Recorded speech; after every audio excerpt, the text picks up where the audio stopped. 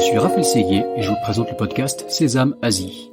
La région APAC compte plus de 4 milliards d'habitants et représente près de la moitié de la croissance économique mondiale. De nombreux Français sont donc venus s'installer ici, dans la région la plus dynamique au monde. Cependant, réussir en Asie n'est pas toujours facile. C'est pourquoi j'ai décidé de voyager de Hong Kong à Singapour, en passant par Tokyo et Shanghai, pour rencontrer ces Français qui ont réussi en Asie, percer leurs secrets et les partager avec vous. Si le podcast Sésame Asie vous plaît, n'oubliez pas de laisser 5 étoiles et un commentaire sur Apple Podcast, cela m'aide beaucoup. Je vous souhaite une bonne écoute. Bonjour Mathieu. Bonjour Raphaël. Merci Mathieu Rochette-Schneider d'avoir accepté mon invitation sur Sésame Asie. Tu es General Manager Chine et Asie du Sud-Est de l'agence 100 degrés, une agence de création et de design. Tu travailles là depuis pas loin de 8 ans. Tu as fait passer l'équipe de 10 à 50 personnes. Vous avez des bureaux à travers toute la Chine. On va aussi discuter un peu de cette présence régionale et comment c'est important d'avoir des bureaux dans plusieurs villes de Chine pour couvrir ce grand pays. Tu as la spécificité de travailler avec des marques chinoises, ce qui, il y a beaucoup de gens qui restent un peu dans la communauté, mais vous avez vraiment ce focus intéressant de travailler avec des marques chinoises. Tu as aussi un rapport intéressant à la culture chinoise, à la langue, et forcément c'est lié à ton travail dans le design, ça touche au marketing, donc il y a pas mal de sujets intéressants à aborder. Donc on va reprendre ton parcours, on va reprendre cette aventure intrapreneuriale en Chine. Mais pour commencer, je vais te demander de te présenter brièvement, s'il te plaît Mathieu. Tout d'abord, merci beaucoup Raphaël de me proposer de participer. C'est très agréable de faire ce podcast avec toi. Écoute, on va voir, ça ne fait que commencer, ne parle pas trop vite. Si, j'en suis sûr. Pour me présenter rapidement, j'ai un parcours à la fois assez classique et à la fois qui peut paraître un petit peu bizarre, puisque je ne suis ni un passionné de Chine à l'origine, ni un professionnel du marketing. C'est-à-dire que dans les deux cas, c'est une série soit de hasard ou soit une série de chance, je ne sais pas, qui me sont arrivées ou que j'ai provoquées, je ne sais pas vraiment. D'abord, moi, La chance se provoque souvent quand même. Oui, je le pense aussi. D'abord, moi, j'ai une formation d'architecte, architecte d'État en France. Donc assez loin, on pourrait l'imaginer, du marketing ou du branding. J'ai fait ces études par passion profonde. Pour la petite histoire, j'ai décidé d'être architecte. Je l'ai dit à mes parents pendant un voyage en Andalousie, à Cordoue, pour ceux qui connaissent un petit peu, qui est une ville absolument invraisemblable. Et j'ai dit, je crois que j'avais 10 ans, à mes parents, je veux absolument être architecte. Donc j'ai essayé de me tenir à mes engagements, d'enfance. Et j'ai adoré mes études, vraiment. J'ai trouvé mes études absolument fabuleuses. Et pour une série de raisons un peu inexpliquées ou de hasard, comme je disais, j'ai pas voulu être architecte. J'ai pas voulu. Tu as pratiqué un peu ou pas? J'ai pratiqué, mais j'ai pas voulu en faire toute ma vie de l'architecture. C'est-à-dire que j'ai commencé à faire de l'architecture chez 100 degrés, au bureau de Paris, et je me suis pris goût à tout ce qui était de l'ordre du design global, en fait. Qu'est-ce que c'est que le design? Et je me suis rendu compte à ce moment-là que, en fait, c'était ça un projet d'architecture. Je me suis jamais senti autant architecte que en faisant autre chose que l'architecture. Donc, on pourra en parler plus. Architecte chez 100 degrés, c'est parce que vous travaillez avec le retail un peu, c'est ce type? Oui, en fait, c'est même encore plus touchant que ça. Ce qui m'est arrivé, c'est que 100 degrés à Paris déménageait et avait trouvé une magnifique usine en plein dans le 10e arrondissement à réhabiliter entièrement pour faire les nouveaux bureaux, le nouveau siège. Et moi, j'avais fait une spécialité dans mon école d'architecture, de architecture et patrimoine. Donc, tout ceci faisait écho parfaitement. Moi, j'étais très désireux de travailler alors que je n'avais pas fini mes études, mais ça aussi qui rentrait en compte. Donc, il fallait que je trouve un boulot qui me permettait de le faire les soirs ou 2 jours par semaine. Et David Nittlich, le fondateur de 100 degrés, m'a laissé rentrer dans la famille de manière un petit peu plus, un peu moins classique que ce que l'on pourra imaginer. Et la magie a opéré. Et je devais rester 3 mois à la base. Et ça, c'était il y a 12 ans. Donc voilà. D'accord. Et Ça a été redéfinis-nous un un peu peu, plus donc, long. qu'est-ce que donc tout le monde ne connaît pas encore 100 degrés, donc Oui, pardon, redéfinis-nous un peu excuse-moi. qu'est-ce que. Non, non, mais Bien sûr, bien sûr. c'était une très belle Alors, introduction. 100 degrés, c'est une agence, ce qu'on appelle de design global. C'est-à-dire qu'on a tous les métiers créatifs au service des marques, des groupes, de temps en temps des particuliers, c'est un peu plus rare, de start-up, etc. C'est-à-dire que le design, la création, sous toutes ses formes, est la meilleure manière, on le pense, de créer de la valeur pour développer un business, une activité, un nouveau marché, etc. Donc on a les 3 pôles historiques de 100 degrés ont toujours été l'image, c'est-à-dire tout ce qui est de l'ordre du graphisme, du visuel, l'image, tout ce qui est de l'ordre du produit, c'est-à-dire un objet, une bouteille, un flacon, voilà, et tout ce qui est de l'ordre de l'espace, le retail, Mhm. le merchandising, et aussi maintenant, évidemment, l'architecture. Non, j'allais dire que c'est vrai de souligner l'importance de travailler avec une agence comme la vôtre quand on crée une entreprise, quand on crée un produit. Dans mon expérience, que ce soit au niveau du design produit, mais ensuite du packaging, de la création d'une marque. Quand on est entrepreneur, de nos jours, souvent on Bien crée une sûr. marque quelque part et ensuite d'avoir après tout du site internet, avoir après les bons matériaux à mettre sur les réseaux sociaux et d'avoir travaillé avec plusieurs agences différentes et parfois des bonnes et des moins bonnes, on va dire. C'est vrai que je ne peux que souligner l'importance d'avoir un bon partenaire, quoi. Absolument. En fait, c'est de penser que moi, c'est aussi pour ça que je suis si heureux chez 100 degrés, c'est que j'ai toujours pensé, même avant, en étant un petit peu, on va dire, un bébé de professionnel, c'est que j'ai toujours pensé que la création, sous son sens large, c'est-à-dire qu'est-ce que c'est que créer avec sa tête, avec ses mains, etc., est la solution. Moi, je pense profondément à tout problème. C'est-à-dire que si on prend 3 cas, comme tu le soulignais très bien, une start-up. Une start-up, tu as une idée extraordinaire. Mais si tu n'as pas, par exemple, soit le bon nom, soit le bon logo, soit la bonne histoire à raconter, évidemment que ta start-up en reste tout à fait exceptionnelle. Mais l'accélération que va te permettre un design, un logo, un bon naming, change beaucoup de choses. Ou une bonne idée. Parce que ce qui est fabuleux quand on est une agence comme 100 degrés de cette taille, c'est qu'on peut aussi aider notre client sur des sujets qui vont au-delà de la création. Trouver une bonne idée, de aller sur tel marché en disant telle chose, et d'un coup, la magie opère. C'est vrai pour une start-up. Un Mhm. grand groupe qui rachète une nouvelle marque, euh, si tu n'as pas la bonne idée, au-delà de la finance qui va évidemment être nécessaire et qui va accélérer l'activité de ton rachat, mais en plus d'avoir le bon logo, la bonne histoire, le bon positionnement, la bonne boutique, ça change quand même tout. Mhm. Et d'avoir la bonne idée, enfin comme tu dis, ouais, c'est les designers, c'est des créatifs, quoi. Et dans mon expérience aussi, c'est intéressant, quoi.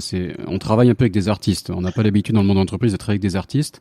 Et Absolument. moi, j'ai trouvé que de travailler avec des designers, parfois ça sort pas, quoi. Parfois, j'avais des résultats qui étaient extraordinaires. Mmh. Bah, parfois, c'était un peu raté. Et voilà, c'est une démarche artistique qui est un peu déroutante par rapport à ce qu'on fait d'habitude. C'est assez Tu as, intéressant. tu as tout à fait raison. Après, ce qui fait aussi la spécialité de 100 degrés où je me suis très vite retrouvé, c'est que tu nous entendras jamais dire qu'on est des artistes. C'est-à-dire Mhm. que, et moi, c'est C'est quelque mon chose. ressenti, hein. Bien sûr, non, Voilà. non, mais beaucoup d'agences En de. tout cas, il y a une fibre artistique, quoi, chez le designer. Enfin, est-ce que c'est des vrais artistes, je sais pas, mais il y a comme une fibre Je artistique pense quelque qu'il part, faut non? garder une fibre artistique. Par contre, il faut justement faire toujours très attention à, ne pas se prendre pour un artiste parce que c'est à ce moment-là qu'on peut avoir un danger de se déconnecter justement de notre client. Et l'idée, c'est, nous, on milite beaucoup sur l'idée en entrepreneur créatif ou un créatif Mhm. entrepreneur.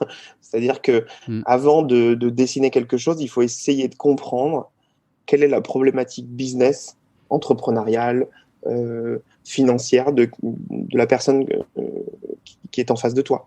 Par exemple, Mhm. Mhm. un entrepreneur ou une start-up, s'il doit lancer un logo, c'est pas parce que il veut il veut lancer une fondation.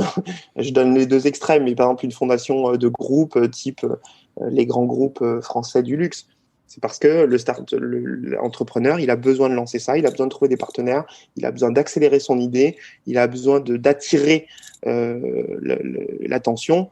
Donc, ce ne sera pas la même chose et il faut le comprendre, je pense. Ça. Il y a une obligation de résultat qu'une démarche artistique n'a pas forcément. N'a pas forcément. Ouais. Par contre, être passionné par l'art, ce qui est mon cas, et d'intégrer qu'est-ce que c'est que la grande histoire de l'art dans ta création, ça, j'en suis persuadé. Ça, c'est absolument... Ok. Mais reprenons un peu ton arrivée en Chine. Comment ça s'est passé? Donc, tu as travaillé. Bah non, mais tu t'es pas excusé. Pour l'instant, tout se passe très bien. Dérivé. Est-ce que c'est 100 degrés qui t'a fait arriver? Est-ce que tu connais en Chine? Est-ce que tu connaissais déjà la Chine? Est-ce que tu as eu un choc culturel en arrivant en Chine, en commençant à travailler? Raconte-nous un peu. Alors, le rapport à la Chine est assez particulier. D'abord, je n'ai absolument pas entendu parler de la Chine pendant toute mon enfance, pour des raisons, je pense, familiales. C'est-à-dire que mes parents ne parlaient pas d'Asie.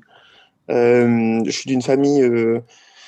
mes parents sont plutôt des intellectuels. Et ils ne parlaient pas... On parlait beaucoup de lieux, beaucoup de voyages, mais pas du tout d'Asie, pour une raison que je ne sais pas. Je pense que c'est vraiment le hasard. C'est-à-dire que je n'en ai jamais entendu parler. Que ce soit au niveau art, au niveau référence culturelle ou esthétique, j'en ai jamais entendu parler. J'ai commencé à entendre parler beaucoup de la Chine quand je suis arrivé sur 100 degrés à Paris, parce que David et Ellie se sont rencontrés en Chine il y a 38 ans, 36 ou 30.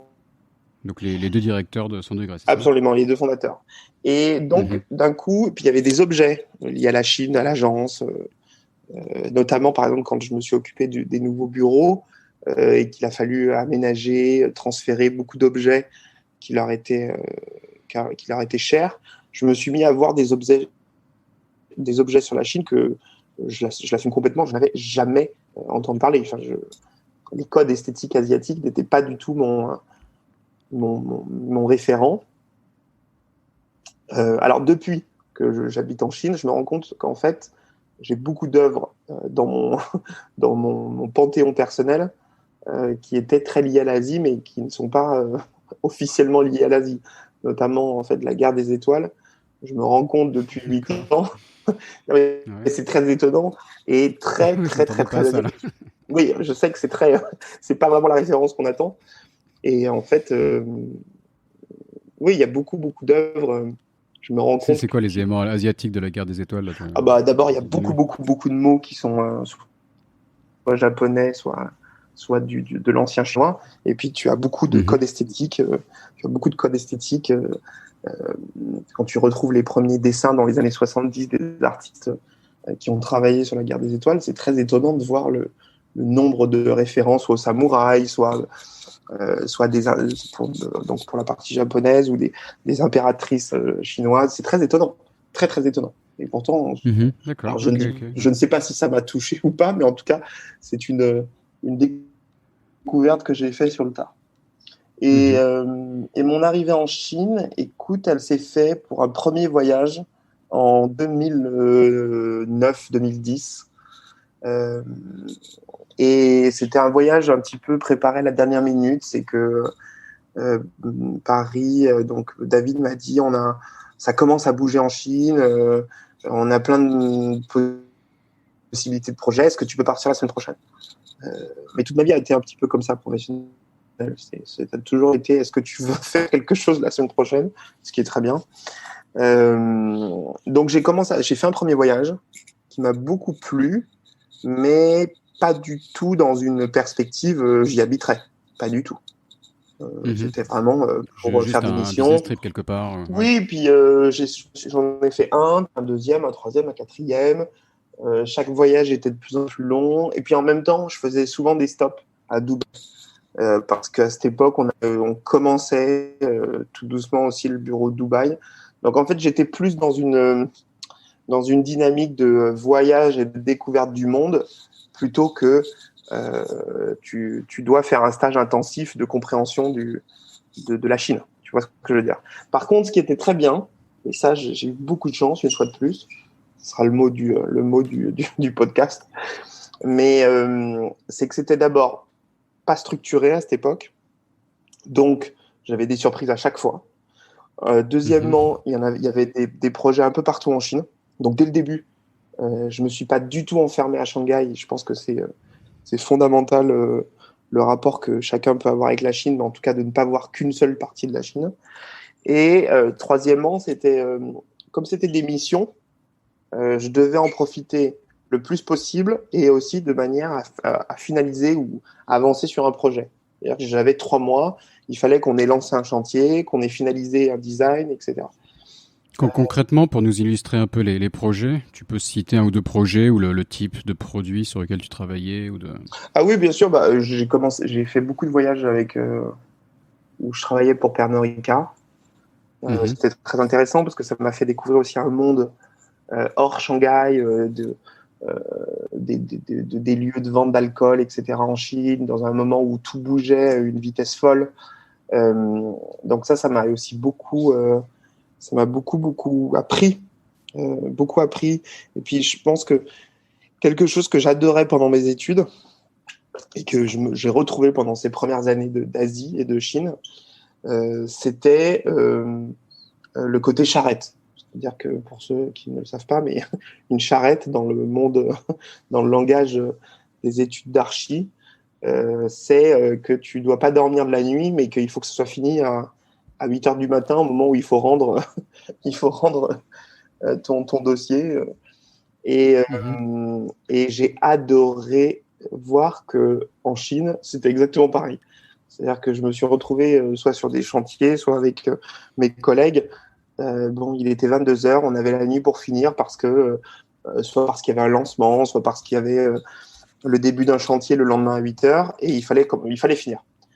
Et Mhm. Ouais, c'est un concept chinois aussi, hein. Je crois que ça se dit ah oui, je crois qu'il y a un mot pour dire ouais, comme ça absolument, il y a un travailler toute mot, la c'est nuit, vrai. quoi. Et, et j'ai adoré, pardon, j'ai adoré me retrouver dans cette ambiance qui m'était si familière et que j'adorais déjà à l'époque. Alors, je ne devrais pas le dire, Mhm. mais ça m'arrive encore, après toutes ces années, de faire ça. Beaucoup moins, je rassure. Je te rassure et je rassure les gens qui nous écoutent que Bah, après c'est plutôt les gens qui travaillent pour vous, moi, qui doivent Non, non, s'inquiéter. Mais... non. C'est, Enfin, les ouais. clients, au moins, sont satisfaits, on va dire que c'est le principal. Mais Oui, il y oui, en a je qui pense qu'ils travaillent sont dur très derrière. satisfaits. Puis c'est que c'est aussi une histoire de courage mutualisé. C'est-à-dire que mes équipes, j'adore mes équipes pour ça. Pas que pour ça, mais entre autres. Et je pense Mhm. qu'ils apprécient aussi mon courage pour ça. C'est que si quelque chose nous tombe, une bonne ou mauvaise nouvelle à 20 heures et que malheureusement ou heureusement, parce que très souvent c'est plutôt une bonne nouvelle aussi. Ce n'est pas que des bonnes nouvelles d'être dans Charrette. C'est que par Mhm. exemple tu peux Mhm. avoir une commande qui vient de tomber et tu la prends que si c'est à prendre ou à laisser de la part du client il faut la faire, c'est tout. Il n'y a pas à se poser plus de questions. Et je pense que j'aime beaucoup, mais je pense que mes équipes aiment aussi que je leur réponde, bah ok, très bien, je vais rester avec vous et on va y arriver ensemble. Et moi, j'adore chez mes équipes le fait qu'ils me disent, bah ok, très bien, Mathieu, s'il faut le faire, il faut le faire et on va y arriver. Mhm. Des équipes qui sont essentiellement chinoises ou c'est assez international comme staff Oui, oui, on est encore très mélangés, même si le Ouais. Covid facilite pas le fait de pouvoir continuer ce mélange culturel, mais j'y tiens et j'essaye de. Ouais, vous avez perdu des étrangers Non, c'est pas qu'on avec a le perdu, Covid. c'est qu'il y a moins d'étrangers qui arrivent, donc il est très compliqué de garder la part et l'équilibre entre les nationalités. Alors j'ai un Mhm. petit conseil sur ce sujet que j'ai appris en faisant par expérience, c'est que d'abord arriver à un équilibre entre français et chinois, c'est compliqué. Ça met plusieurs années, mais c'est compliqué et de créer une ambiance qui n'est ni française ni chinoise, mais qui est, moi, ce que j'appelle une entreprise 100 degrés, une ambiance 100 degrés, donc qui est Mhm. un mélange entre les deux. Mais ce qui est nécessaire après quelques années, c'est d'avoir une troisième, d'avoir un arbitre quand même. C'est-à-dire que d'avoir un troisième groupe qui est d'autres nationalités mélangées. Moi, j'ai bien vu que c'était ça là, le point de bascule pour que ça accélère quand même les Mhm. relations internes et aussi notre capacité d'être plus mélangé, plus ouvert. Parce qu'en fait, quand tu n'as que deux nationalités qui se regardent l'un l'autre, d'abord, c'est hyper complexe d'arriver à réussir cet équilibre. Et on y arrivait, je pense, vers 2018, à peu près 2019, où les gens se complètent profondément et ne se définissent pas par soit l'un, soit l'autre, blanc ou noir. Mais d'avoir une tierce partie qui équilibre tout ça, c'est vraiment là où la magie opère. Parce que, On avait justement une discussion sur le podcast avec Philippe Chiu de Taïwan, bien sûr, qui est dans une start-up, une industrie très différente de la tienne, mais qui mettait en avant justement l'importance d'avoir de la diversité dans son staff, plein de nationalités différentes, et l'importance que ça avait pour de la créativité. Alors pour toi qui est vraiment dans une industrie où là la créativité, c'est au cœur de ce que vous faites, est-ce que tu confirmes cette... Oui, mais de toute façon, le mélange, moi je pense que le mélange, ça va au-delà de ça.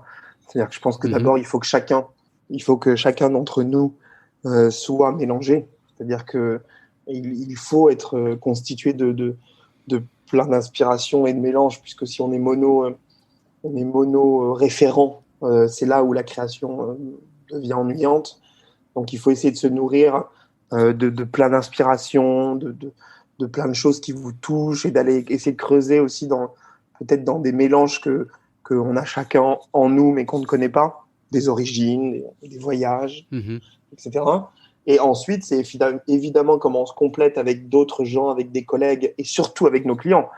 Nous, c'est notre philosophie depuis Elie et David se battent pour expliquer ça, mais ce qui est vrai, c'est-à-dire que d'abord se mélanger culturellement avec son client, c'est la première étape.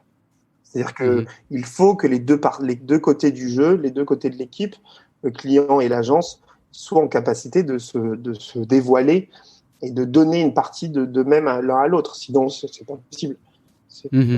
On aborde ce sujet de créativité et de diversité dans un pays comme la Chine où la créativité en Chine c'est un large débat quoi. C'est dur de le définir en quelques mots quoi. La Chine peut être à la fois peu créative et très créative. Je sais pas comment tu vois la chose. Et toi, c'est aussi un peu ton apport en tant qu'étranger en Chine sur un métier créatif d'apporter quelque chose aux Chinois quoi. Est-ce on peut présenter les choses comme ça? Oui. Alors là, c'est effectivement, là, on en a pour plusieurs heures. Beaucoup de sujets. Là. Je pense on pourrait dire, c'est bon, sur l'heure qui suit, on se focalise là-dessus, on pourrait aussi. Mais vas-y. Absolument. Premièrement, je ne pense pas que la créativité soit un débat ou un sujet particulier en Chine. Je pense que c'est plus simple, en même temps plus compliqué que ça. C'est que chaque pays, dans ses phases de développement, a des étapes différentes liées à la créativité et à l'entrepreneuriat, on va dire, pardon, excuse-moi, en général. Donc, je pense que la question de savoir s'il y a de la créativité en Chine, c'est vraiment un débat qui n'a plus lieu d'être, puisque d'abord, il y en a eu, il y en a depuis des millénaires, et aujourd'hui, par milliers, il y a des créations passionnantes. Donc, pour moi, le débat, il est plutôt de quelle perception il s'agit, de comment on perçoit cette créativité, et de savoir s'il y a ou pas. Pour moi, c'est vraiment pas le sujet. Il y en a forcément, et je te dis, c'est même, il y en a énormément, mais avec une forme différente, quoi, non? Et avec aussi une culture de la copie, une uniformisation quelque part un peu au niveau culturel en Chine. Donc, quand on parle de créativité, pour moi, en Chine, elle est différente déjà à la base de ce qu'on entend par créativité en France, non? Oui, mais là encore une fois, je pense que c'est plus complexe. C'est ce que nous, étrangers, on a envie de voir de la Chine au premier abord. Sauf que, premièrement, moi, je pense que c'est pas vrai. C'est pas vrai parce que, en fait, c'est facile de voir ce point et de voir ce raccourci. Et que c'est beaucoup plus compliqué d'essayer de voir que c'est un pays créatif comme tous les autres, qui a eu également un questionnement au XXe siècle de progression phénoménale de société et qu'il fallait produire, il fallait avancer. Tu vois ce que je veux dire, c'est que il faut le mettre en perspective dans ce que c'est que les 40 dernières années, comment il fallait avancer pour eux, et que la question créative, je pense c'est plus qu'elle a été mise des fois en suspens, mais je pense pas qu'elle n'était pas là. Je le pense profondément. Moi, je pense qu'elle était là, mais qu'elle prenait parfois des formes différentes, hein, et que même dans Oui, la copie, on peut pas nier que l'existence de la copie en Chine. Et il y a même des ouvrages qui reprennent ça pour te bien montrer sûr, comment absolument. la calligraphie était copiée déjà il y a des siècles et des siècles. On copiait les grands maîtres et que c'était quelque chose de vraiment positif de copier. Enfin, ouais, c'est des sujets qui ont été développés. Mais Absolument. même dans la copie plus récente et de moindre intérêt sur des produits industriels, etc. Il y a toujours une grande créativité en termes de processus industriels, d'amélioration De de vente. comment c'est produit. De vente. Et c'est un pays qui est foisonnant. Quand on vit en Chine, donc on voit l'aspect foisonnant de la Chine, je pense qu'on peut pas dire qu'il n'y a pas de créativité en Chine, quoi. Non, c'est clair. Il faut ne pas connaître la Chine pour dire qu'il n'y a pas de créativité. Mais Absolument. elle a une forme un peu différente, moi, c'est comme ça que je le vois, quoi. Je trouve qu'elle a aussi une forme de pragmatisme, en fait, la création et la créativité en Chine. C'est-à-dire que, comme c'est un pays profondément de commerçants, c'est ce que j'aime beaucoup, Mhm. beaucoup, beaucoup chez eux, et moi, je me retrouve dans beaucoup de choses là-dessus, c'est que la créativité participe à un développement d'entrepreneur.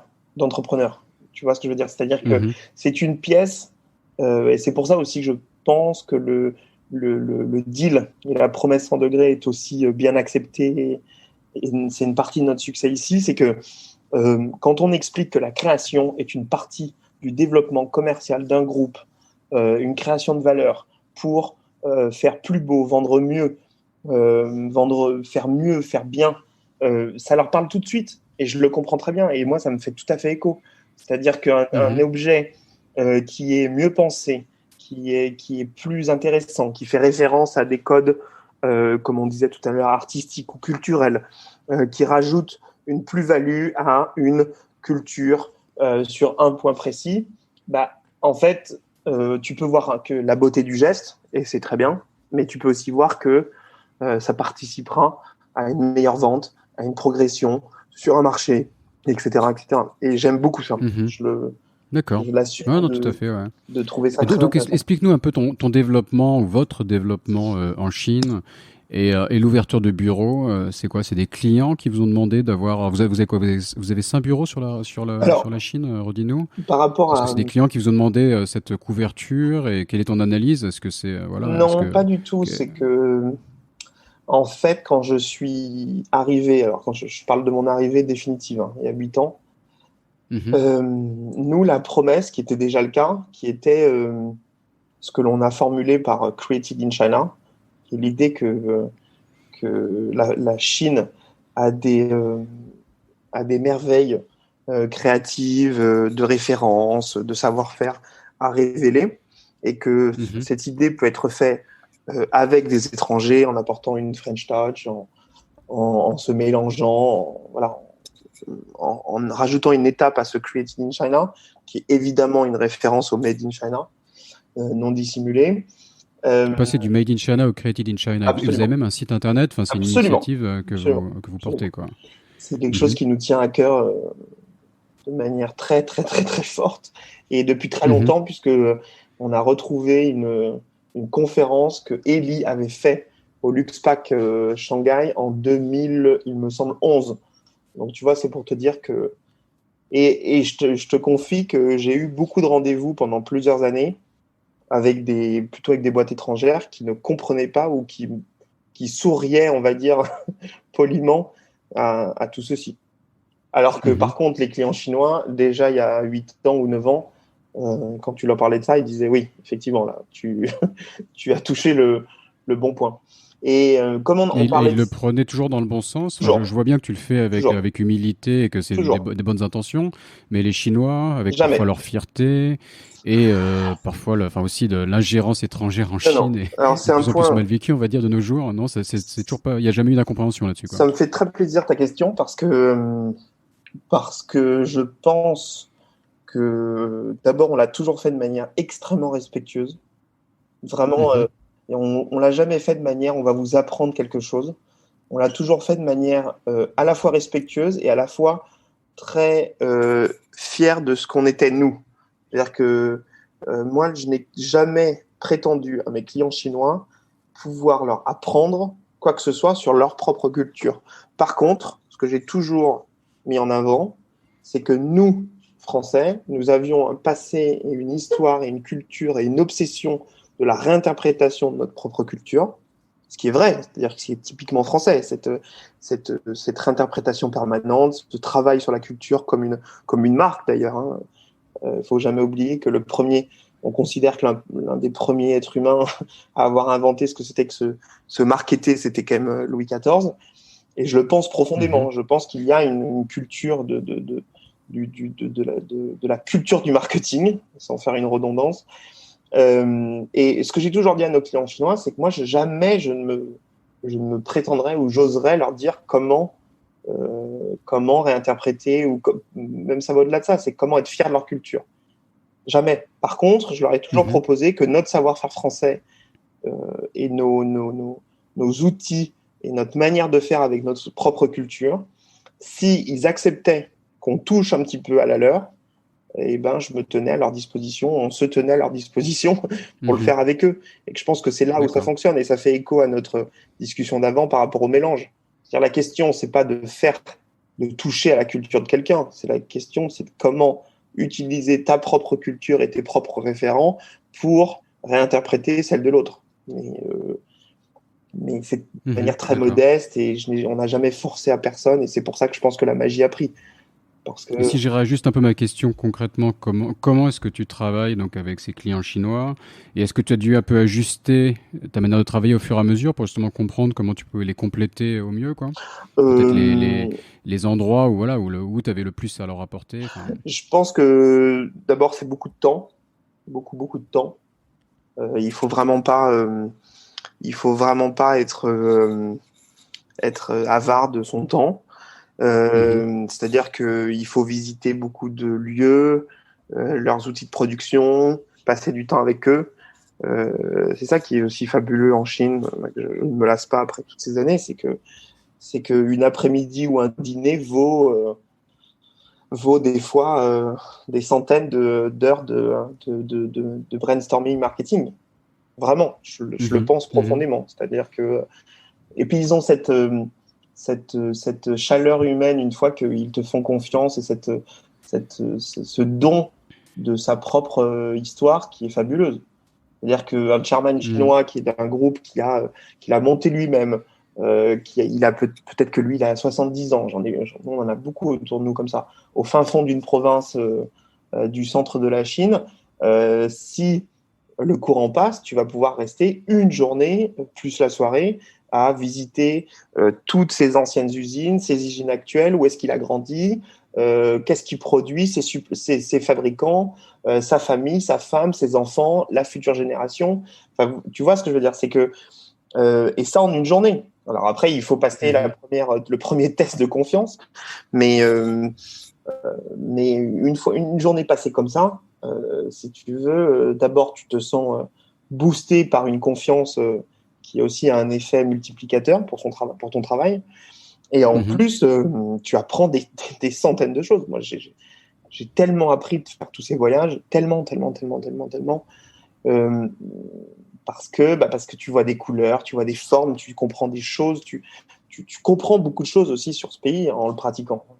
C'est pas une nouveauté, mais c'est pas en restant chez toi à Shanghai dans les concessions françaises, clairement, même si tu apprends aussi beaucoup de choses, mais c'est pas là où tu vas apprendre des choses. Il faut en être très, très conscient par rapport à se confronter aux marques. Et c'est aussi... Ce n'est qu'une partie de la Chine. Ce n'est qu'une partie de la Chine. Justement, comment tu travailles avec la Chine dans son intégralité? Est-ce qu'il y a des différences régionales que tu peux synthétiser, tu vois, et avec vos différents bureaux? Je reviens à ma question un peu pratique, pardon. Mais bon, parfois les éditeurs ont aussi des questions, des solutions pratiques les intéressent aussi. Est-ce que je dois ouvrir des bureaux à Chengdu, à Guangzhou, tu vois? Enfin, quels sont les points stratégiques? Comment couvrir la Chine quelque part? Alors, par rapport Désolé de rabaisser. Non, bien sûr. Non, mais c'est un très bon point parce que c'est la base préoccupation matérielle, le débat. La réponse est tout à fait répond aussi à la question. Mais le côté culturel de la Chine, ça devient un stéréotype, mais on le répétera jamais assez que la Chine est vaste avec quand même une certaine diversité, quoi. Enfin, je trouve qu'il y a les deux, quoi. Justement, je parle d'uniformisation, ça a été la force de la Chine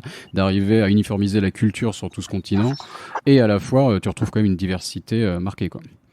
Oui. Alors après, cette uniformisation, je pense qu'elle est aussi très pratique pour le monde des affaires aussi. Mhm. Et on va dire, on revient à ce fameux pragmatisme, c'est-à-dire que tu prends un avion à Ranjo un soir et tu atterris à Urumqi où tu as une facilité d'accès aux choses qui est je trouve leur force extraordinaire, et que tu as une capacité de sauter d'un point à un autre et de retrouver des infrastructures, des manières de travailler, etc. Une manière de communiquer qui est nationale. Et ça, c'est extraordinaire. Mhm. Bah, les avions, c'est bon, c'est assez classique, mais c'est vrai que le réseau de TGV qui a été construit, ça, bon, ça reste quelque chose d'extraordinaire qu'on a Extraordinaire. vu de nos propres Ouais, yeux ces dernières extraordinaire. années en Non, puis ça Chine. te permet aussi, je trouve que Le réseau autoroutier aussi quelque part qui n'est pas absolument, anodin. Moi j'ai le souvenir d'autoroutes démentes flambant neuves mais absolument, vides il y a une dizaine d'années au fin fond absolument. du Shaanxi, du Gansu, Oui, des mais genres tu de vois, provinces, il y avait ce sont des c'était assez infrastructures. délirant quoi. C'était des infrastructures du premier monde dans le Absolument. tiers monde quoi. Mais tu vois, cet aspect infrastructure, pour moi, ça rejoint beaucoup le fond et la forme, cette idée de fond et de forme. C'est-à-dire que d'avoir une capacité en 2-3 heures, d'arriver à un endroit qui t'est totalement inconnu, de faire ton rendez-vous, de découvrir des choses, après de revenir facilement, etc., bah, ça te Mhm. pousse. Enfin, moi, je trouve que c'est une force extraordinaire qu'ils ont fait, ces structures partout, c'est que tu es obligé, si tu as tant soit peu d'intérêt, de curiosité, tu as une capacité, tu n'as pas d'excuse de ne pas pouvoir aller voir quelque chose. Tu vois ce que je veux dire? Mhm. C'est pas possible. Mhm. C'est-à-dire, il est possible d'aller n'importe où. Donc, une fois que tu vas là-bas, eh ben, tu peux passer ta journée avec ton client, etc., et t'intéresser. Juste pour rebondir à ce que tu disais, c'est que la question des bureaux, elle s'est faite de manière très naturelle et en même temps de manière. Ça n'a pas été, c'est pas facile hein, d'ouvrir des bureaux, mais j'ai été porté par, comment dire, pour moi, j'avais une obligation de le faire. On a toujours expliqué, et on a commencé par Shanghai, que on allait aider à incarner voilà, ce Created in China. Et en même temps, quand tu t'intéresses avec la Chine, tu comprends très bien que la culture shanghaïenne n'est pas la même chose que la culture pékinoise, qui n'est pas la même chose que la sichuanaise, etc., etc. Donc, j'avais en permanence les mains, on va dire, cette idée de marteler le China Pride, le Created in China, etc. Et en même temps, je rencontrais des clients qui me disaient, mais tu sais, si tu veux vraiment t'intéresser justement à cette idée de Created in China, c'est pas la même chose, l'esthétique, les codes culturels, la manière de travailler d'un point à un autre. Donc je me suis dit, on n'a pas vraiment de choix en fait. On ne peut pas continuer à expliquer quelque chose si nous-mêmes, on ne fait pas l'effort d'être encore plus local que le local. Donc en Mhm. fait, c'est arrivé à la fois naturellement, mais aussi un peu par obligation. Donc j'ai commencé Mhm. D'accord. par Pékin, ensuite Canton, ensuite Chengdu et ensuite Shenzhen. Et d'abord, avoir des équipes locales avec, pour certains lieux, le dialecte local, c'est évident. On sait très bien que c'est nécessaire et que voilà, il y a pas de, il y a pas de, il y a pas de faute, il y a pas photo là-dessus. Mais c'est surtout, c'est ce que te transmettent aussi tes équipes. Quand tu arrives pour un rendez-vous à 200 km de Chengdu, euh, d'abord, tu vas être encore dans du plus local que Chengdu, donc il va falloir aussi un petit peu comprendre quelques Donc là on choses. va dire au fin fond de la Chine quoi pour être clair à Voilà. 200 km de Chengdu Bah, j'y c'est suis allé plus il y a peu de fond. temps pour une marque de baijiu, tu vois. C'est Mhm. 250 km. D'accord. Non, mais 250 km de Chengdu. Euh, Mhm. si tu veux, d'abord, Donc le baijiu, c'est cet alcool, l'alcool chinois absolument. qui terrifie tous les businessmen étrangers. Non, j'en rajoute trop, j'en fais trop. Moi, ça me terrifie plus, mais oui, ça, il y en a que ça terrifie encore. Et non, mais quand tu arrives et tu vois, quand tu fais ce jump en fait intellectuel, parce que c'est un jump intellectuel. D'abord, t'es pas chinois, moi je suis pas chinois, j'habite à Shanghai. D'abord, tu arrives à Chengdu, ensuite tu arrives à 250 km de Chengdu, etc.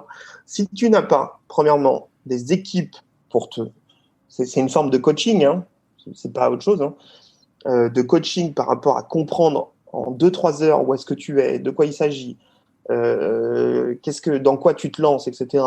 Plus une vraie confiance en tes équipes.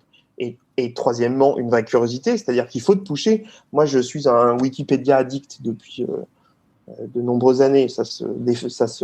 Il y a des gens qui sont contre et qui vont te dire que c'est de la culture de bas étage. Moi, je suis un Wikipédia addict parce que j'adore, avec mes équipes, quand on est sur le chemin d'un rendez-vous dans un taxi, je leur pose 2-3 questions, ils me répondent. En même temps, je regarde sur Wikipédia. Alors, je dis, encore une fois, on est vraiment en train de parler de la culture pour les nuls, là.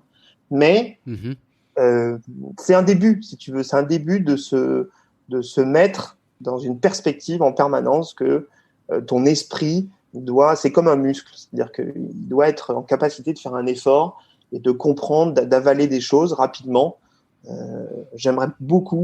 Bien évidemment que j'aimerais pouvoir passer 20 heures, 30 heures, une semaine avec un seul client. Malheureusement, je peux pas le faire. Mais d'accord. Et justement, tu as commencé à aborder le sujet des clients chinois, voire même très chinois de ce que je comprends là, quand tu parles du Baijiu dans la région de Chengdu.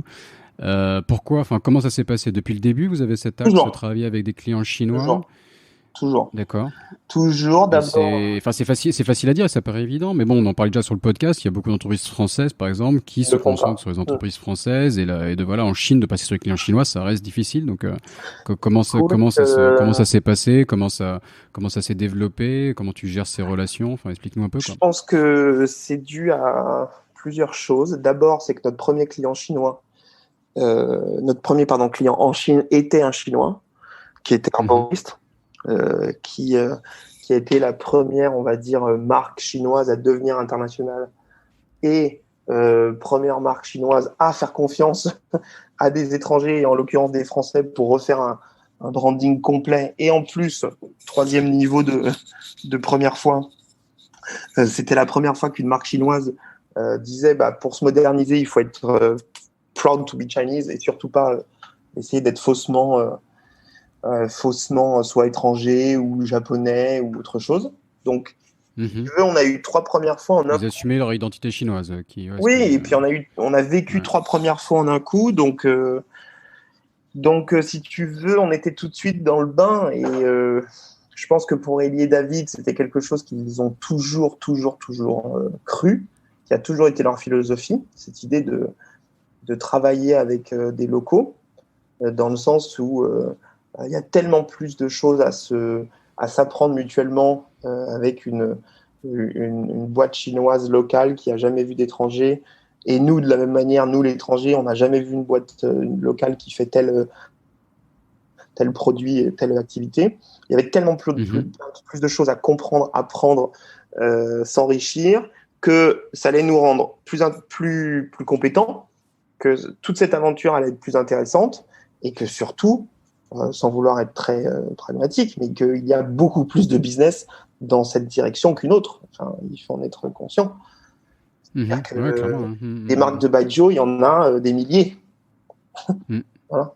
Donc, d'accord, mais c'est quelque chose de nouveau, quoi, parce qu'on connaît la fierté chinoise et qui ne fait que se développer sur la scène internationale. Mais à la fois en Chine, c'est vrai que jusqu'à présent, il y a beaucoup de marques, ou même de petites entreprises, qui se prétendent un peu étrangères sur leur identité de marque. Ou pour prendre une PME, c'est classique d'avoir une adresse à New York ou je ne sais où pour faire genre on est étrangère, que quand on regarde, c'est une entreprise 100% chinoise. Et encore une fois, c'est quelque chose de nouveau quelque part et qui sans vouloir être. C'est un processus en cours. Je comprends ce que tu veux dire, mais sans vouloir, faut pas le prendre mal. Je pense que c'est ce qu'on nous on a envie de voir d'eux, mais c'est pas le cas. C'est-à-dire que en fait, on va. Non, mais si tu veux, c'est qu'on va retenir qu'on en a vu quelques-unes. On en a vu 100, comme tu dis, qui ont une adresse à New York. Mais ce qu'on se rend pas compte, c'est que tu en as 2000 à côté qui n'ont pas du tout d'agence à New York. Donc en fait. Ah oui, bien sûr. C'est comme le Baijiu. Non, mais c'est un très bon exemple. Oui, mais c'est un très bon exemple, le Baijiu, si tu veux. On se dit, c'est étonnant, tu as vu, les Chinois ont plus en plus de vin rouge, achètent du vin rouge au fond des domaines de vin français en Chine. Ok, mais en fait, je crois que le ratio, c'est 1 pour 1000 vis-à-vis du nombre d'entreprises dans le Baijiu classique. Donc en fait, on est en train de parler de comportements ou de choses que l'on veut voir nous. Mais c'est la partie apparente de l'iceberg. Mais c'est une goutte dans un le reste de l'iceberg n'étant pas dans un immense océan. Tu vois, c'est comme on est très connu et reconnu en cosmétique. Si tu veux des marques de cosmétiques chinoises qui utilisent un nom français ou voilà, qui qui n'assument pas le côté leur aspect chinois, c'est 1 pour 1000, voire 1 pour des fois même 1 million dans certaines régions. Donc, ouais, j'entends ce que tu dis, il faut quoi. le Après, moi, je vis à comprendre. Taïwan où à peu près 9 personnes sur 10 dans les jeunes générations utilisent un nom anglais, quoi. Où le nom anglais, Mais il vraiment, faut le, c'est surprenant quand on croise quelqu'un qui se présente avec son nom chinois à Taïwan. oui, C'est presque surprenant. mais il Donc, il y a il y a quelque chose quand même dans la culture, quoi. Mais faut le bon, je comprendre. t'entends, quoi. C'est Non, vrai non, qu'il faut bien te mais souligner que on voit ce qu'on a envie de voir souvent aussi, je et que pense, la Chine est tellement vaste que ce voilà, n'est il y peut-être a qu'une petite ça, partie de l'ensemble, quoi. et Ouais. que je pense qu'en fait, la question de westerniser les choses, c'est d'abord pas du tout, faut le prendre plutôt comme un hommage, souvent. C'est-à-dire, c'est parce qu'ils ont envie d'avancer, tu vois ce que je veux dire? Et qu'ils se disent, ah Mhm. bah, en étant international, ça va aller plus vite. Donc, c'est plutôt touchant. Moi, j'ai toujours trouvé ça plutôt touchant. Mhm. Deuxièmement, je pense qu'il faut arriver à lire entre les lignes. Moi, j'ai déjà eu des rendez-vous avec des chairman ou des groupes qui, effectivement, avaient un nom qui était westernisant, mais qui, en fait, si tu veux, leur rêve profond, ultime, était qu'on leur réalise une marque, mais ultra, ultra chinoise, ultra China Pride, et que Mhm. c'était plus un moment de déclic, tu vois ce que je veux dire? C'était plus à quel moment, le cheminement dans lequel ils étaient. Ça Mhm. nous est beaucoup arrivé, alors que c'était vraiment pas mal barré. Je pourrais pas dire les noms, parce qu'ils sont devenus très connus maintenant. Euh, que des marques soient venues nous voir il y a 8 ans, voire plus, ouais, en nous deux, avec des noms, les noms western qui n'étaient pas possibles du tout, parce que ça racontait pas la bonne chose, parce que c'était pas beau, parce que. Mais pour l'erreur, elle venait d'où? C'est parce que ils voulaient révéler leur Chine, leur aspect chinois, mais qu'ils ne trouvaient pas la bonne manière, et que, comme ils ne trouvaient pas la bonne manière, la solution la plus facile avait été de prendre un nom western. Tu vois ce que je veux dire? Mhm. Ouais, tout à Et fait. qu'en fait, À l'inverse, public, les erreurs de marques étrangères qui ont pris des mauvais noms chinois sont assez courants. Moi, exactement, j'ai eu la chance de c'est travailler pour Peugeot, qui est un exemple assez connu. absolument. Biaoju, je vais pas dire à quoi ça ressemble en chinois, mais ça ressemble à un mot qui est pas très joli, Non, non, quoi. mais c'est un Surtout très dans le bon sud, exemple. avec la prononciation, ça fait rire les gens. Et je regardais un peu le sujet tout à l'heure, je connaissais pas l'exemple de KFC aussi, où il paraît que leur slogan, la finger licking good, se traduisait en chinois par manger ses propres doigts, chose Voilà. comme ça. Donc, ils ont retiré leur slogan. Donc voilà, il y a pas de, ça va dans les deux sens, quoi. L'incompréhension Je pense que culturelle, ça enfin, va dans les deux on peut se, ouais. sens, et c'est aussi une question de rencontre et de aussi sentir le moment. Si tu veux, c'est que tu as un Mhm. moment. euh, moi, j'ai très bien compris, par exemple, mes années de, je sais pas comment on peut appeler ça, de bourlinguer un peu partout dans toutes les villes chinoises. Vraiment, j'en ai fait un paquet. C'est pas possible de tout faire et jamais j'aurais la prétention de dire que j'ai tout fait, mais j'en ai fait beaucoup, beaucoup, beaucoup. On va dire de 2013 à 2017-18, j'en ai fait vraiment beaucoup. Toutes les gares les plus Mais c'est du retirées. travail, quoi. Hein. Je te rends hommage parce que bon, Non, non, non, mais j'ai adoré les faire ça. transports en Chine, J'ai c'est quand adoré même faire ça. dur. Là, les avions, J'ai enfin, je sais pas adoré si c'est toujours faire le cas, ça. ils sont toujours Non, retardés alors ils le sont plus. systématiquement, les vols. Ils le sont plus. Ah bon, Moi, ça s'est amélioré parce que moi j'ai connu une époque avec les je te déplacements confirme. hebdomadaires à Je te travers la confirme. Chine où Et tu perdais quelques années d'espérance ah de vie, bah je pense, dans le ah mais processus. je te le confirme. Je pense que si Mais tu découvres des choses super, hein, je et le en dis pas, mais fait bon, toutes ces c'était années voilà à la dure, quoi. ces années m'ont premièrement donné une vraie, je pense, et je le dis tout à fait de manière humble, hein, mais légitimité dans mes discussions avec mes équipes. Si tu veux, c'est que mes équipes ne peuvent pas penser que je n'ai pas fait ma part du boulot, si tu veux, d'essayer de découvrir tout ça. Deuxièmement, je pense que mes clients et nos clients ont vraiment vu qu'on était des valeureux, on va dire, et qu'on n'était pas juste là, tu vois, de loin, depuis Shanghai, à attendre qu'ils viennent nous voir. Vraiment pas, si tu veux. Mhm. Moi, j'ai des souvenirs d'avoir fait des voyages avec Ellie quand il venait. On est vraiment allé, mais très très loin, mais très très loin, juste pour faire un brainstorming. Et Mhm. troisièmement, si tu veux, ça permet aussi tout simplement de prendre le pouls d'un moment, d'une société. Et que oui, il y a eu Mhm. des années, je te cache pas que leur raconter qu'il fallait absolument être China Pride, c'était pas forcément le truc qu'ils voulaient entendre. Mais qu'un étranger puisse leur dire ça, bah, ils se disaient, ah oui, donc bon, Ça doit être des gens, cette boîte, la 100 degrés, ça doit être des gens pas trop mauvais, pas trop assez honnêtes pour pouvoir le dire. Peut-être que ça sera pas complètement China Pride ce qu'on va faire, mais au moins on s'en approche. Et surtout, c'était une préparation de ce qui se passe maintenant. Si tu veux, il faut en être très conscient. C'est que depuis 2018 à peu près, si tu veux, on récolte aussi des années et des années et des années d'évangélisation sur ce sujet et auprès des étrangers. Puisque depuis 2018-2019, on s'est mis à avoir beaucoup de demandes de groupes étrangers. Alors, pas forcément pour leur marque étrangère, mais pour aussi leur marque chinoise, parce qu'on ne sait pas, mais beaucoup de groupes ont acheté dans les années 2000 des marques étrangères, des marques chinoises. Et vous avez aussi Dabao, c'est ça voilà, donc Dabao, c'est quand même un exemple. De Johnson & Johnson. Et j'ai regardé, il y en a plein. Enfin, je savais pas que les piles électriques, la Nanfu, là, qui est une marque omniprésente en Chine, c'est aussi étranger. La bière Harbin. Enfin, il y a des listes entières sur Internet. Bien sûr, il y en a beaucoup. Et en fait, ces années d'évangélisation, de compréhension, te donnent aussi après une légitimité pour pouvoir expliquer quelque chose. Moi, je peux vraiment pas dire qui c'est, mais j'ai eu un rendez-vous en 2017 avec un très gros groupe de cosmétiques françaises connues, qui, pendant le rendez-vous, on a eu vraiment un échange un peu musclé, puisque j'avais préparé toute une presse pour expliquer que la China Pride, si tu veux, serait le prochain tournant de la consommation. Et vraiment, j'ai pris un mur en face de moi, un mur. C'est-à-dire qu'on m'a dit, mais vous n'avez rien compris, jamais ça n'arrivera, ça. Et en fait. D'accord. Et justement, pour une marque étrangère, comment ajuster sa stratégie en fonction ? Alors, je pense que c'est très lié à la taille. Je vais être honnête avec toi. C'est très lié à la taille de la boîte et à la taille et aussi à l'ADN de la boîte. C'est que je pense que pour une petite start-up, petite marque, mon conseil, c'est d'être très Frenchy. C'est-à-dire qu'il ne faut surtout pas jouer à quoi que ce soit de local. Il faut au contraire jouer, par contre, de manière très respectueuse, hein, bien sûr, mais il faut être très Frenchy. Par contre, avoir un super nom chinois, évidemment, utiliser les réseaux sociaux chinois à fond. Mais je pense qu'il ne faut surtout pas toucher à la China Pride dans ces côtés-là, dans ce statut-là.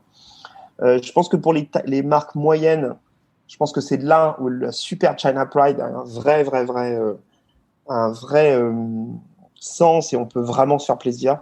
C'est-à-dire que tu peux faire des collaborations, tu peux faire des coffrets spéciaux et tu peux vraiment te faire plaisir sur les codes culturels chinois, puisque pour une marque moyenne, c'est profondément vu comme un respect et aussi une originalité. Par exemple, nous, on travaille avec une marque de vin français que j'aime beaucoup, qui s'appelle Gérard Bertrand, du vin du sud de la France, d'Occitanie, que j'aime vraiment beaucoup.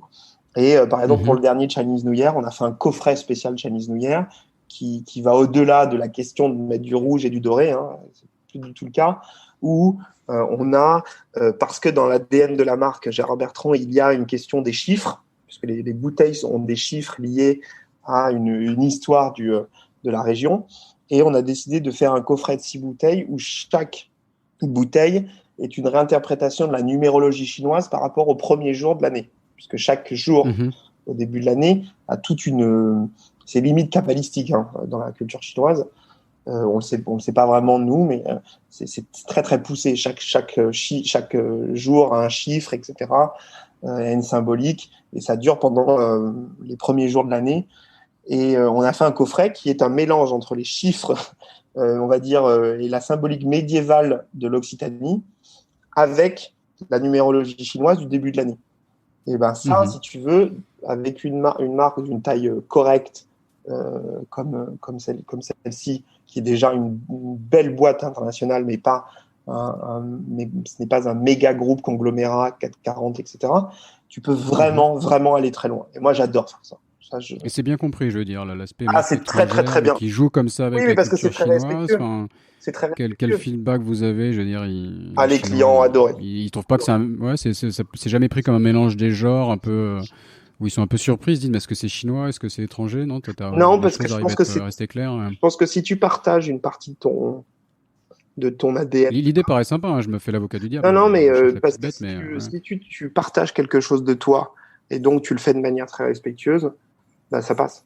si tu veux. Ce qui C'est un passe peu pas. McDonald's qui fait peut-être parfois des burgers un peu à la Voilà. française, on va Alors, il y dire, a la par exemple. troisième. C'est vrai que si c'est Oui, bien fait, c'est vrai que ça passe c'est aussi en bien France fait, quelque c'est part. Ouais. très respectueux. Si tu ne joues surtout pas au plus chinois que le chinois, ça passe. Là où ça passe Mhm, pas, je mhm. pense, c'était le troisième cas, c'est quand on est dans du très très gros groupe. C'est-à-dire que je pense que quand on est dans du très très gros groupe, là, ça devient très complexe. Parce que d'abord, ça peut paraître vraiment de l'opportunisme, donc il faut faire très attention. Quand on est dans un très très gros groupe, il faut faire très attention à la moindre mot, à la moindre phrase, à la moindre référence, puisque tout La peut prise de devenir risque est plus importante forcément, vu la voilà. taille Et du puis surtout business. que c'est toujours pareil, c'est que quand tu as les moyens d'un très très très gros groupe, euh, bah, les moyens mis en place pour développer une campagne fait que s'il y a le moindre millimètre de choses non Ça sera détecté, préparées, quoi, pas forcément. détectées ou pas anticipées, Ouais. c'est un effet boule de neige. Voire même instrumentalisé, quoi. Si jamais le gouvernement chinois Absolument, décide de taper sur tel ou tel absolument, pays, ils iront voir la absolument. communication récente des grands groupes de tel pays et Ah non, mais c'est vrai, s'il y a la moindre chose qui peut être absolument. mal interprétée ou quoi, ça peut faire mal, quoi. Ouais. Et même et encore plus loin, c'est que je pense que quand on a un grand groupe et qu'on est une incarnation du luxe à la française, etc., etc., je pense que la meilleure, il n'y a que deux solutions, mais à mon humble avis, dans ce cas du China Pride, c'est soit faire des choses qui ne sont absolument pas consuméristes, qui ne sont pas commerciales, c'est-à-dire liées à des fondations d'entreprises, faire des expositions, tu vois, des choses qui ne sont pas liées à vendre des produits.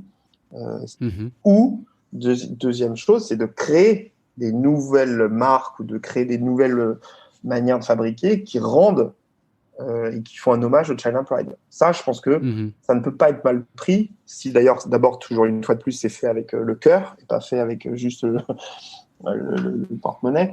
Mais si tu veux, quand une marque, là, j'ai vu ce matin que Hermès venait d'ouvrir une nouvelle boutique, vient de refaire son flagship à Pékin, et l'ensemble des matériaux de la boutique sont des matériaux sourcés localement dans la région de Pékin, avec un désir de respect des savoir-faire et du circuit court.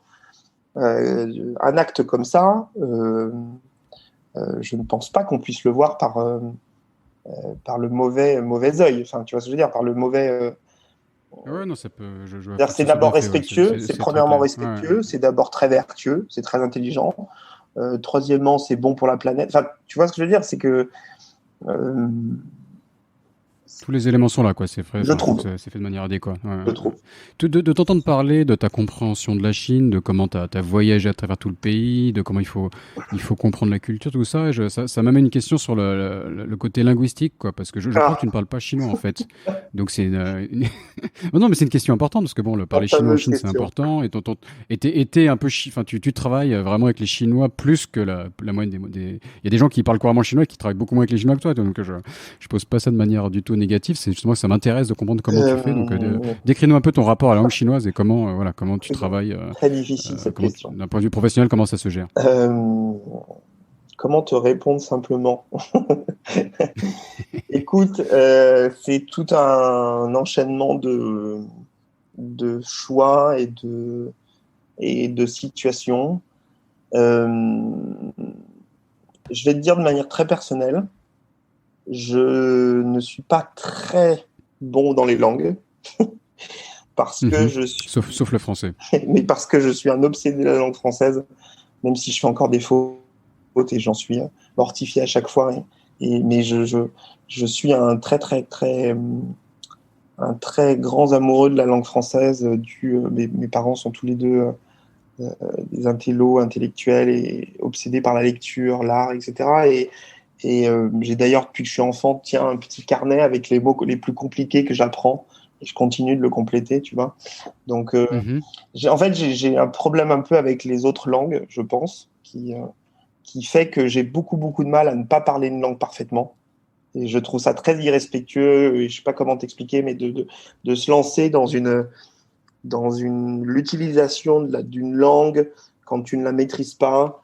Et surtout, quand on sait ce que c'est que la langue, quand on est un pays ou une culture comme la Chine, l'importance que ça a pour chaque Chinois, ce que c'est que de parler, parce que ça va au-delà d'une langue pour les Chinois. C'est une transmission, c'est un outil, c'est même un symbolisme intellectuel même de parler. Donc j'ai toujours eu un peu de mal avec cette idée d'écorcher quelque chose que tu maîtrises pas. Donc je pense que ça m'a pas poussé à parler chinois. Ensuite, j'ai très vite été confronté à mes équipes qui m'ont dit tu parles pas anglais, tu parles même pas anglais dans le rendez-vous, tu parles français parce que c'est plus sympa et c'est plus respectueux parce qu'ils font appel à une agence française, donc c'est pas pour entendre parler anglais. Donc je peux t'assurer que ça te calme. Après le premier et deuxième rendez-vous, voilà, t'as pas envie et puis de manière très péremptoire, donc t'as pas envie de retenter l'expérience une deuxième fois. Et pour un point de vue plus personnel, le fait de parler français avec toutes mes numéros 2, en fait, puisque dans toutes mes numéros 2, dans tous les bureaux, sont francophones, je crois que c'est devenu un petit peu notre terrain privilégié, et c'est devenu un petit peu notre zone intouchable vis-à-vis du client qui est en face de nous. Moi, ça me permet de rester extrêmement à l'aise et dans mon jus et de dire ce que je peux dire. Je pense que pour mes numéros 2, elles sont hyper heureuses de pouvoir avoir aussi ce terrain pour elles avec moi. Ça me permet, et je l'assume. Elles apprécient de pratiquer le français. Je pense que c'est plus qu'apprécier, c'est qu'en fait, c'est notre petit monde. Après, moi, je dois remplir le boulot de trouver les idées, finaliser le deal, etc. Elle doit trouver le boulot qui est essayer de canaliser toutes les idées qui partent de mon côté, du client chinois. Et que chacun, moi, je pense que le peuple et la société chinoise est beaucoup, beaucoup dans le rôle de chacun. Et que chacun doit avoir un rôle et rester dans ce rôle de manière, évidemment, pas du tout aveugle, mais voilà, un rôle. Et je sais, pour l'avoir compris, que mes équipes aiment mon rôle comme il est, et je n'ai pas du tout envie de les bousculer et d'aller au-delà de ça. Et mes clients adorent ce rôle du Frenchie. Ils adorent quand Eli vient de France et qu'il est le super Frenchie, le Loban du Loban. Enfin, tu comprends ce que je veux dire, c'est que il faut être ce qu'on attend de toi. Je le pense profondément. Non, et de parler chinois en Chine, c'est une chose importante et passionnante aussi, quoi. Non, mais par contre, quelque part, on peut être mis dans des postures un peu compliquées parfois parce que on sera jamais chinois et. En fait, c'était ça aussi. Et parfois, je peux voir ce que tu veux dire aussi, quoi. C'est-à-dire qu'en fait, de rester dans son rôle, etc. Je vois ce que tu veux dire. Je ne me voyais pas essayer de jouer un rôle que je ne pourrais jamais avoir, dû à peut-être ma personnalité, mais aussi dû à ce que propose 100 degrés. 100 degrés ne propose pas d'être plus chinois que le chinois. 100 degrés propose d'être on va dire un accélérateur, un catalyseur, un révélateur de quelque chose qui est propre à leur culture, mais avec notre manière. Et en fait, donc, dû à toutes ces raisons, je n'arrive pas, si tu veux, à essayer de passer pour être encore plus chinois que mes interlocuteurs. Et donc, on est dans une balance et un respect mutuel qui passe par des formes de respect qui peuvent paraître bizarroïdes parce qu'on se dit la langue, c'est peut-être pas la manière. Mais en tout cas, nous, la balance et la magie fonctionnent de cette manière. Et puis moi, par exemple, si tu veux, depuis l'année du Covid, on a beaucoup de chance et beaucoup de le hasard. Pas encore une fois, je pense pas que ce soit un hasard, c'est une chance provoquée, mais de travailler pour aussi le gouvernement, notamment pour la mairie de Shanghai. Je peux t'assurer que quand tu dois travailler via la création pour des outils comme une mairie, comme promouvoir les établissements culturels, l'histoire d'une ville, il est impératif de savoir rester à sa place. Et il y a une forme de respect ultime de savoir rester à sa place, je peux t'assurer. Ouais, de travailler avec le gouvernement chinois, c'est assez unique aussi, Et surtout comme sur je suis, ton moi, type de métier, quoi. absolument, et moi, comme je tiens très important à cette idée de respect avant tout, je pense que toute cette question de Creating in China, China Pride, si tu peux pouvoir le faire, elle est tenue et elle est maintenue par un point, c'est être vu comme quelqu'un qui respecte de quoi il parle, de ne surtout pas essayer de jouer au plus malin que la personne que tu as en face de toi. Donc voilà. D'accord. On se rapproche de la fin de l'épisode, Ah, donc j'aimerais aborder un ou deux sujets c'est triste. récurrents. On en fera un deuxième, t'inquiète pas. Je sens qu'il y a il y a matière. Tout ce qui est donc le côté recrutement des talents et rétention, le côté RH est intéressant à développer. Donc si tu avais un feedback là-dessus, et peut-être le côté aussi business développement, quoi, comment trouver des clients en Chine avec ta particularité d'avoir travaillé beaucoup avec des entreprises chinoises. Donc peut-être pour commencer à conclure, abordons ces deux sujets, si tu veux bien. Écoute, je vais commencer par le deuxième. Trouver des clients chinois, c'est un peu lié à ce que notre discussion précédente. C'est beaucoup de confiance en tes équipes. Je pense vraiment que ça, il n'y a pas d'autre solution. Premièrement. Deuxièmement, c'est beaucoup d'énergie. C'est-à-dire qu'il faut être valeureux à tout niveau, avoir des valeurs, mais aussi être valeureux dans le sens courageux. C'est-à-dire qu'il ne faut pas avoir peur de prendre un avion, le dernier avion pour Kunming qui part à 23h et parce que l'agenda du chairman que tu espérais de rencontrer depuis des mois et des mois vient de se libérer pour demain matin 8h30. Donc voilà, il n'y a pas de... La Chine, c'est ça souvent, ouais, des choses Oui, de la oui. dernière minute, il Et faut puis être réactif. c'est pas le moment quand tu l'attendais depuis 6 mois de pouvoir le rencontrer, de dire ah bah non, demain matin je peux pas, j'ai un café. C'est pas vraiment le moment. Ce qui est très compliqué Des manières de d'ailleurs. travailler à la française que parfois, Ouais. même nous, quand on s'habitue à la Chine, parfois Non, on a mais du ce qui est mal en d'ailleurs France très avec ce qui se compliqué passe. pour tes proches, dans le sens Ah ouais, bien pour sûr. avec qui tu vis, parce que ou avec tes amis ou avec tes amis français qui ne travaillent pas avec des Chinois, c'est que des fois il faut expliquer que d'un coup il est 10h et que tu dois prendre un avion et qu'il n'y a pas d'autre choix. Et voilà, donc On il le faut voit avec faire. ses amis chinois, hein, quand on a des amis chinois ou taïwanais ici. Ah oui, oui. Voilà, le travail passe avant tout. Ah oui, Souvent, oui, les choses sont absolument. décommandées, etc. Enfin, Absolument. voilà, les familles, les amis doivent s'accommoder, quoi. Absolument. Donc voilà, donc premièrement confiance, deuxièmement être valeureux, et troisièmement, je pense que c'est être ultra curieux. Moi, dans l'agence, j'ai essayé de créer des outils pour notre boulimie d'informations. Grâce à d'ailleurs WeChat est un outil fabuleux pour ça, c'est-à-dire que il faut être en alerte permanente sur tout. Il faut s'intéresser à tout moment, tout le temps. Donc ça fait beaucoup de tout, mais c'est un peu une obligation ici, surtout quand on n'est pas chinois. C'est-à-dire que il faut être en permanence passionné. Moi, comme tu disais sur la langue, après, juste un petit bémol, c'est que je parle quand même au quotidien chinois. Enfin, je sais me déplacer, me nourrir. Je suis pas non plus un Le chinois de exemple. survie, quoi. Voilà. Non, mais ce que je veux dire, c'est que par exemple, moi, j'ai un groupe avec mes équipes où tout ce que je vois en photo, tout, je leur envoie tout le temps, tout le temps, tout le temps, tout le temps. Et eux, pareil. Ce qui nous fait une espèce de base de données, mais c'est peut-être des choses pas du tout intéressantes. Mais c'est d'avoir, mais même pour eux, puisqu'il ne faut pas oublier que ce pays est tellement gigantesque que quand je suis de passage à Kunming, peut-être que je vais voir une pub super bien et que mes équipes de Shanghai ne pouvaient pas la voir. Tu vois ce que je veux dire? C'est que ce n'est pas que pour moi, c'est aussi pour nous. Donc oui, je dirais ces trois choses.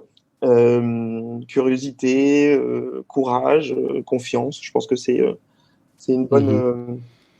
un bon trip. D'accord. Et donc, Et sur le côté RH, au dis-nous, RH, vas-y. écoute, oui, c'est pas nouveau qu'il y a beaucoup de changements en Chine, il y a beaucoup de turnover.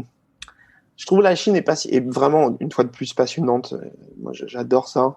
C'est-à-dire qu'il y a aussi beaucoup de turnover, mais il y a aussi une fidélité que je trouve incroyable. Moi, dans mes équipes, j'ai des gens, ça fait 10 ans, 8 ans, 9 ans, 7 ans. 6 ans, oui, c'est assez incroyable. Et quand tu restes, et j'espère encore 10 ans prochain, et quand tu restes 8 ans avec quelqu'un au quotidien, à se soutenir, construire des business et tout, je t'assure que tu as un lien et que tu as un lien incroyable. Et effectivement, ce qui est très bizarre, c'est qu'à côté de ça, tu as des gens qui restent 6 mois. Alors, nous, on n'en a pas tant que ça, je trouve, par rapport à d'autres entreprises, notamment dans les entreprises chinoises. Je trouve qu'ils sont encore pires. Enfin, certaines entreprises chinoises, moi à Shanghai, où je suis impressionné par d'un rendez-vous à un autre, même de 3 semaines, où je n'ai pas les mêmes interlocuteurs. Je pense que cette question de turnover, elle est très complexe dans le sens où tu peux pas lutter et que beaucoup de la nouvelle génération chinoise aime tester plein de choses et tu vas pas pouvoir les changer. Par contre, c'est pas parce que il y a ce point-là qu'il ne faut pas essayer de lutter contre cette envie de changement permanent et qu'il faut pas non plus essayer de leur donner envie de rester. Donc moi, c'est un peu entre les deux. C'est-à-dire que j'essaye pas de lutter outre mesure parce que il y a des sujets où tu peux pas non plus lutter sur une envie d'une nouvelle génération de dévorer la vie et de voir plein de choses. Ça sert à rien. Tu vas te passer des journées à lutter contre ça. Et en même temps, c'est pas pour ça que moi je change mes outils d'équipe, enfin de consolidation d'équipe et d'ambiance d'entreprise. Voilà. Et que j'essaye, par exemple, tu vois, nous on a un outil que j'adore, je trouve trop touchant. C'est pas moi qui l'ai mis en place, c'est mes équipes. C'est qu'une fois toutes les 2 semaines, ils se font une présentation à eux-mêmes, entre eux, où ils se présentent un sujet de leur boulot, mais qui est aussi révélateur d'une passion qu'ils ont personnelle. Et je trouve ça super touchant. Super touchant. D'accord, ok. Super touchant. C'est un bon. Et c'est pas moi qui les leur ai demandé de le faire. C'est encore mieux, c'est organique, quoi. Et moi, par exemple, là, ils m'ont demandé, j'ai accepté, on fera une autre interview alors que j'aurais fait le premier, mais ils m'ont demandé de faire des cours sur la culture française. Alors, ça va être compliqué, mais même les Français me l'ont demandé. C'est-à-dire qu'il faut que je prenne un point précis et que je tienne pendant 1 ou 2 heures dessus. Et ils m'ont demandé de commencer par la question des styles. Qu'est-ce que c'est qu'un les styles ? Donc je te dis pas. Donc on fera une interview quand je t'en aurai fait plusieurs et je te dirai la catastrophe. Donc il faut que Non, mais je redévelopper le style français. Non mais je comprends la ce que tu veux Chine, dire. podcast. Tu vois, par exemple, c'est une Française qui me l'a soufflé. Et après, moi qui me l'ont beaucoup poussé, mais qui m'ont dit, c'est vrai que la question des styles, qu'est-ce que c'est que le baroque, qu'est-ce que c'est que le rococo, etc. D'abord, ça nous aiderait à comprendre pour des presse, pour des briefs, etc. Et puis en plus, encore une fois, c'est toujours pareil, on en revient toujours au même deal. C'est-à-dire que si tu nous partages des choses, nous, on sera encore plus à l'aise pour partager des choses sur notre culture. Ah, c'est donnant, ouais. Absolument. Très clair. On va conclure avec la question signature du podcast. Est-ce que tu as une astuce à partager aux auditeurs ou une manière de synthétiser ta pensée sur comment hacker la Chine ? La confiance, sans aucun doute. D'accord. Un mot. Sans hésiter, un mot, la confiance. Sans aucun doute. D'accord. Tu peux développer un peu ou on s'arrête là-dessus ? Ça serait bien que la réponse soit un mot, au moins ça marque les esprits. La confiance. Non, mais je pense qu'il faut absolument faire confiance à ses équipes. Dans le sens où il faut se laisser porter sur certains sujets. Pas sur tout, mais il faut arriver à faire confiance, sinon on n'est absolument pas libre au quotidien de se laisser aller pour faire des projets, pour aller conquérir un client, un marché. Si on n'a pas confiance, tout devient, tu vois ce que je veux dire, tout devient un effort et tout devient même une souffrance. Donc ça, c'est pas possible. Et en même temps, se confiance en soi-même, c'est-à-dire que même si moi je suis quelqu'un qui doute beaucoup, parce que le doute fait partie de ma manière aussi de travailler.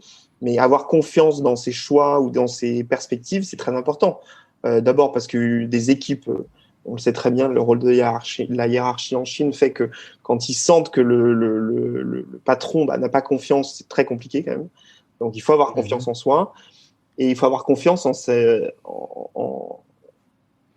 la direction et le chemin, on trouvera quel chemin prendre, mais la direction auquel il faut aller. Tu vois, moi, quand je me suis lancé depuis 2 ans et qu'il faut qu'on puisse changer le marché du baijiu de la même manière que l'on a changé le marché de la cosmétique depuis 10 ans en Chine, parce que c'est sans problème, sans manque de modestie, mais c'est le cas. 100 degrés a changé le marché de la cosmétique en Chine. Depuis que je me suis lancé là-dedans, tu peux pas t'imaginer. Il y a eu des fois où je me suis vraiment dit par rapport au Baijiu, mais dans quoi tu t'es lancé, etc. Mais là, tu vois, on a nos premières réalisations, ce sont des succès extraordinaires. On a un retour des consommateurs fabuleux, comme quoi, tu vois, tenir le cap, transmettre cette confiance à ses équipes, eh bien, je pense que ça fonctionne. Ok, très bien, merci pour cette conclusion. Merci beaucoup Mathieu. Pour Avec te grand contacter, plaisir. est-ce que tu as une présence sur les réseaux sociaux? Tous, vous pouvez tout trouver. Ouais, tous. Ok, très bien. Donc Mathieu Rochette-Schneider, donc je vais mettre le lien de ton LinkedIn peut-être Avec plaisir. dans les commentaires, dans la description de l'épisode. Donc le site internet de 100 degrés aussi, c'est 100degrés.com. Absolument, on a un WeChat qui est très très actif. On essaie d'être actif presque comme une marque, même si c'est un peu compliqué. Et évidemment, on n'en a pas parlé, mais je suis à la disposition de tout le monde pour tout projet ou tout travail à faire sur mes autres fonctions qui sont membres du bureau de la CCI France-Chine et coprésident des JEF. Et ces deux associations ou deux entités, on va dire, qui me tiennent énormément à cœur et qui sont totalement bénévoles. Et si toute personne qui écoute ce podcast a envie de faire des projets avec ces deux entités, l'institution France-Chine, je suis avec grand plaisir disponible. Grand plaisir. D'accord, tu fais bien de le citer. Merci beaucoup, Mathieu. Salut. Merci beaucoup. Au revoir. Merci. Merci d'avoir écouté cet épisode jusqu'au bout. J'espère que cette discussion vous a plu autant qu'à moi. Avant de vous quitter, je voudrais remercier les auditeurs qui m'ont apporté leur soutien sur Patreon.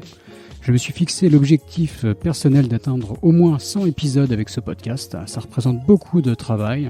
Donc si vous aimez Sésame Asie, si ce podcast vous apprend des choses et que vous voulez le soutenir, vous pouvez me donner un coup de pouce sur patreon.com, Patreon, P-A-T-R-E-O-N, patreon.com/Sésame Asie. Le lien est dans la description de l'épisode. Et sinon, n'hésitez pas à m'envoyer un petit message de soutien. Ça fait toujours plaisir. Merci beaucoup et je vous retrouve au prochain épisode.